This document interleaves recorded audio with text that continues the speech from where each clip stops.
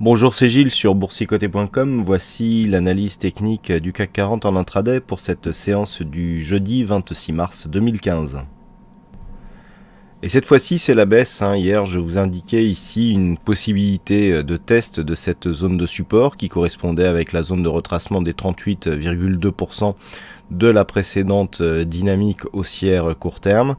Eh bien, force est de constater que ce test ici déjà s'est soldé par une quasi-cassure sur cette phase. Alors là, on considérera que c'est un test, on était dans l'épaisseur du trait, mais on a confirmé dès l'ouverture ce matin, comme je l'indiquais dans mon sentiment, le fait que l'on ouvre ici sur un gap donc du coup intraday et daily, que ce gap ne soit qu'il n'y ait aucune tentative de comblement de ce gap et que l'on descende direct et riche en enseignements.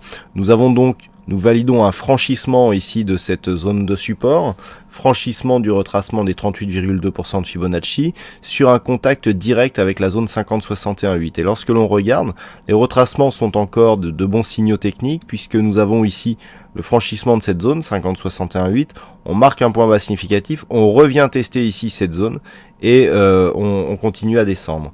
Pour l'instant, les cours donc s'inscrivent dans une phase baissière qui se fait entre la bande de Bollinger inférieure et la moyenne mobile 20 exponentielle. Par contre, on le voit, la dynamique est relativement forte. On a même une accélération qui se produit depuis ce matin. Donc on est réellement ici, première chose, dans une phase de sortie de dynamique puisqu'il y a rupture ici de cette zone de support et dans un début de consolidation puisque nous sommes ici sur une phase d'accélération. Alors pour le moment, d'un point de vue plus global, mais j'y reviendrai ce soir, il y a rupture de dynamique. Par rapport au retracement de Fibonacci, je ne vais pas les tracer là parce qu'on ne va plus rien voir. J'y reviendrai donc dans l'analyse daily. On a quand même un signal ici qui peut influencer la tendance court et moyen terme. Je parle en daily bien sûr. Maintenant, on va un petit peu se concentrer sur les cotations en intraday.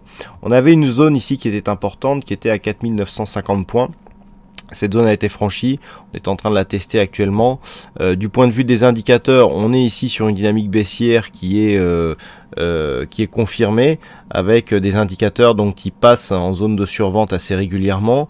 Idem pour le stochastique et des évolutions du MACD du point de vue des histogrammes qui se font en grande majorité sur la partie inférieure du graphe.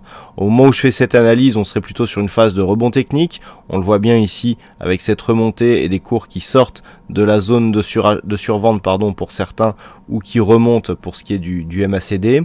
Tant qu'on ne dépasse pas d'une manière trop significative ici cette zone de moyenne mobile 20 exponentielle, on ne peut pas parler de retournement.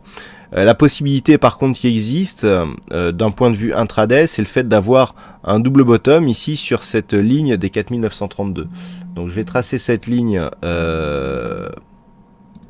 juste pour les besoins du graphe, puisque cette ligne, elle va nous définir un petit peu ce qui pourra arriver dans l'après-midi.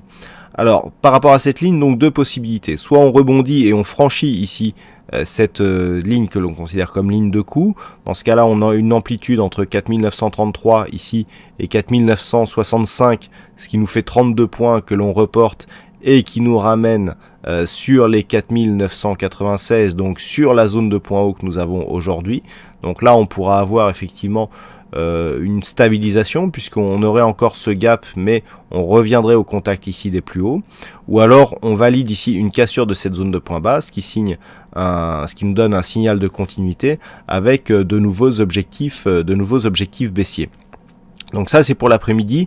Donc première zone ici à surveiller, la zone des 4933 points à la baisse et zone ici 4900 entre 65 et 67 à la hausse. Entre temps on a donc cette moyenne mobile 20 exponentielle qui, on le sait, donne toujours de bons enseignements en fonction des contacts qu'elle provoque. On le voit bien ici sur ce début de tendance que cette moyenne mobile 20 exponentielle a été très significative. On l'a bien ici détecté la tendance à partir du moment où on est venu s'appuyer sur cette bolle, contact ici, ça c'est le premier signal d'une installation de tendance d'une tendance baissière.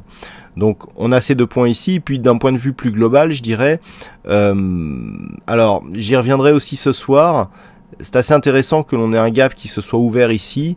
On va voir s'il est significatif sur cette phase. C'est parce qu'en fait, nous avions ouvert un gap sur cette même zone au moment où le CAC était monté. Voilà, c'est sur cette zone. Alors là, on ne va pas le voir puisqu'en fait, on est sur une zone où les cotations sont ici significatives, mais en cotation étendue, mais ne le sont pas sur le cash. On a ici des cotations donc du soir, et on avait eu un